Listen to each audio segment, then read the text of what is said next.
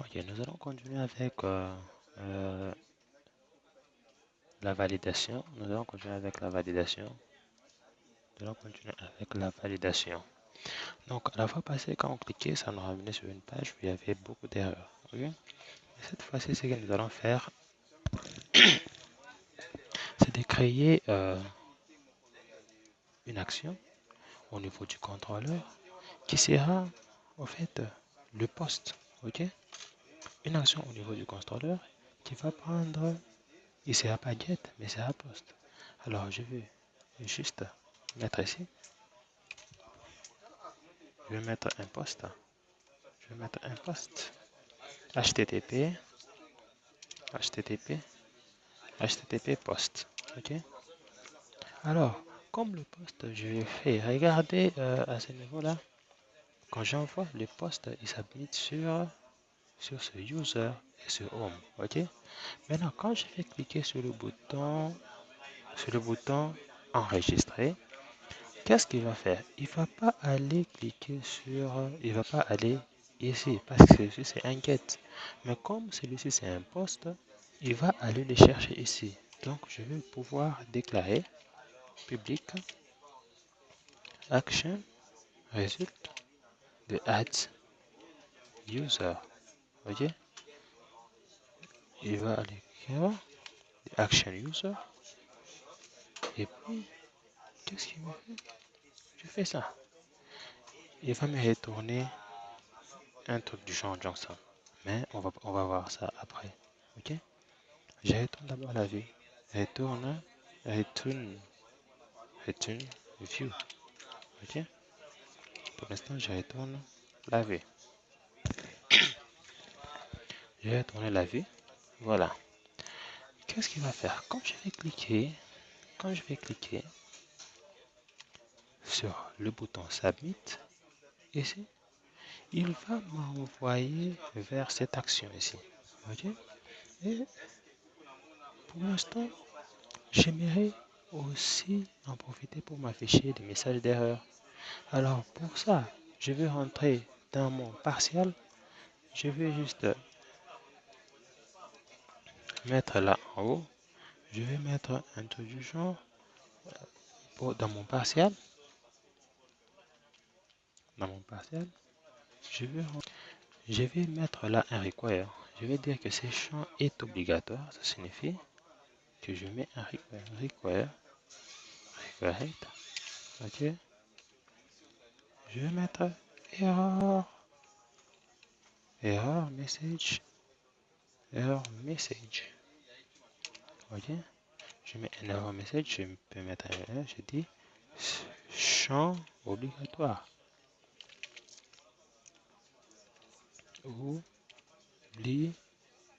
Obligatoire. Obligatoire. Voyez? Champ obligatoire. Alors, je vais le répéter sur les autres champs. Je viens ici pour le first name.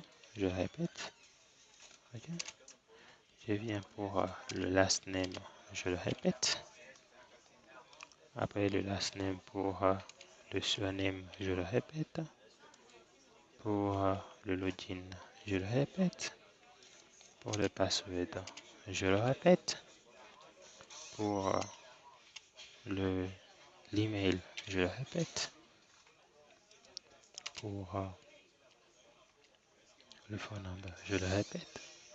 Pour le job title, je le répète. Ces champs, je les aurais pas, alors c'est pas important que je les répète maintenant. Alors, je fais un peu ça. J'ai mes obligations là. Ok. Maintenant, ce que je vais faire, c'est de rentrer dans mon user. Parce que c'est ici que je mets tous mes scripts. Hein. Qu'est-ce que je vais faire? Je me suis dit que si je submit ma fonction, si je le submit, il va me retourner cette fonction ici. Je vais créer cette fonction. Je vais créer cette fonction. Ok? Je rentre là. J'ai dit, là, j'ai dit submit. Ok? Submit enregistrement. je vais faire ça. Je dis ma fonction, je vais s'habiter. Je vais créer une fonction. Ok. Point form. C'est une qui représente le 10. Ok. Point form, ça représente les 10. Ça représente le 10. Ah ouais, le 10 représente le formulaire ici. C'est ça le 10. Ça représente ces formulaires-là.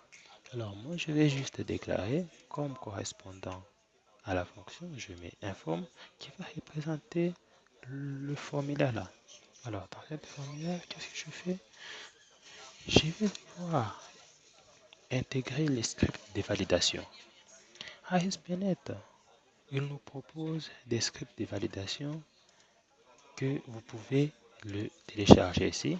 Il y a le jQuery Validator et le jQuery Validator Annoversive. En fait, c'est où vous pouvez aller ici pour gérer. Ok, vous pouvez cliquer là et vous pouvez chercher jQuery valid. Ok, quand je dis jQuery valid, vous allez voir. Patientons une minute, il est en train de chercher. Je vais mettre pause et après nous allons revenir à vous. Voilà, donc nous allons installer ce jQuery là. Ok, nous installons le jQuery ici. C'est pour les validations. Nous allons ici installer ce jQuery aussi pour les validations. Alors, une fois installé, comme nous le savons déjà, ça part dans ce dossier script. Vous avez les jQuery des validations, vous avez ces jQuery là. Ok? Voilà. Et vous les intégrez au niveau du bundle. Au niveau du bundle, vous les intégrez. Vous mettez pour les validations, vous les intégrez. Ok? Voilà, c'est ce que nous avons fait. Alors, pour devoir utiliser maintenant les validations, alors, je vais déclarer, je vais appliquer ma validation au validateur, ok? Moi, où est-ce que je vais appliquer ma validation? Ma validation, je vais l'appliquer sur mon formulaire, ok?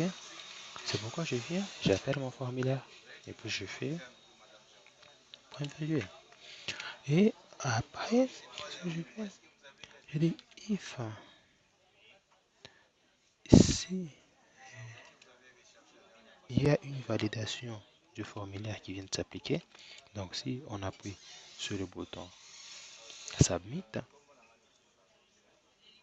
point valide, s'il y a une validation du formulaire, donc s'il n'y a aucun message d'erreur qui s'est produit à ce moment-là, qu'est-ce qu'on fait?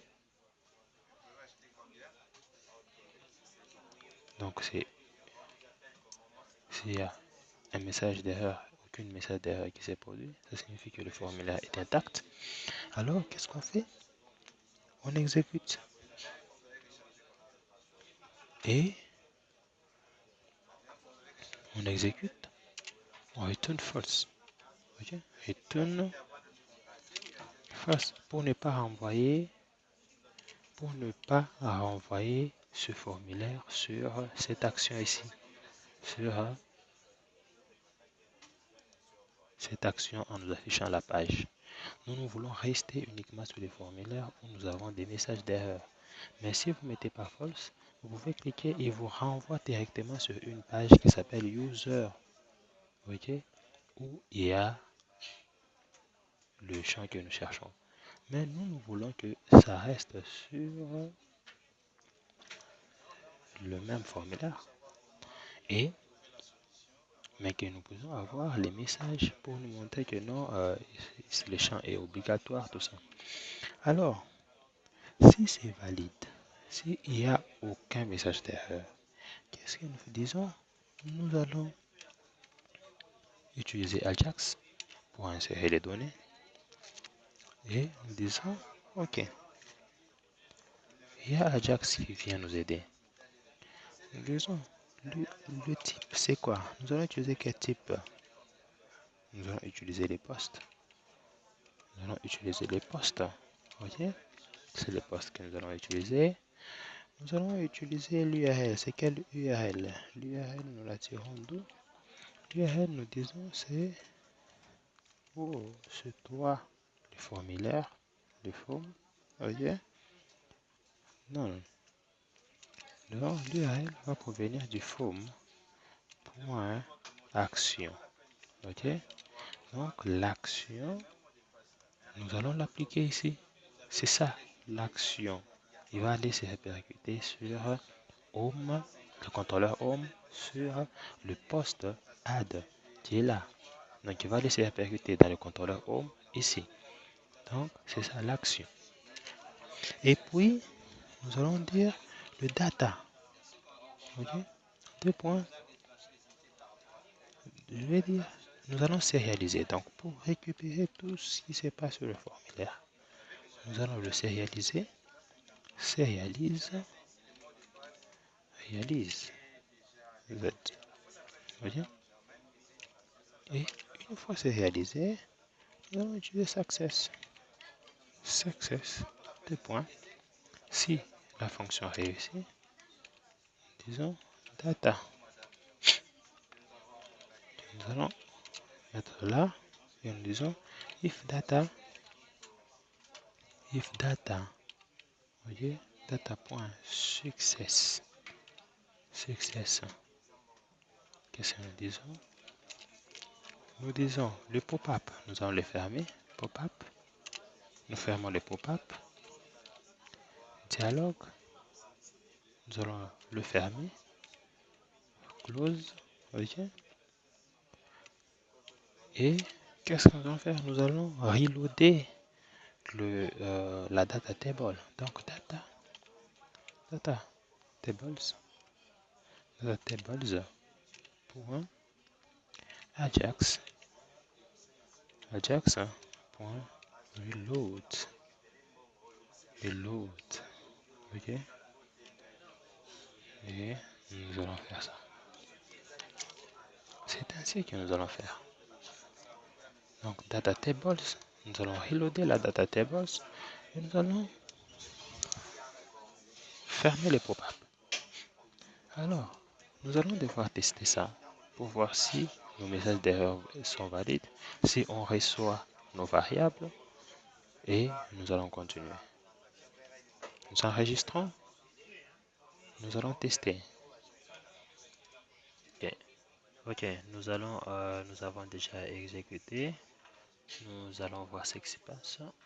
Donc nous actualisons. Quand nous cliquons là, nous cliquons ici. Oh là là, nous avons quelque chose que nous ne voulons pas. Nous voulons que quand nous allons cliquer, les messages d'erreur s'affichent à ce niveau, pas qu'ils nous redirigent sur l'action Home. Alors, nous allons voir ce qui s'est passé dans notre script. Voyons qu'est-ce que nous avons oublié. Voilà, à ce niveau-là. Disons c'est point parse.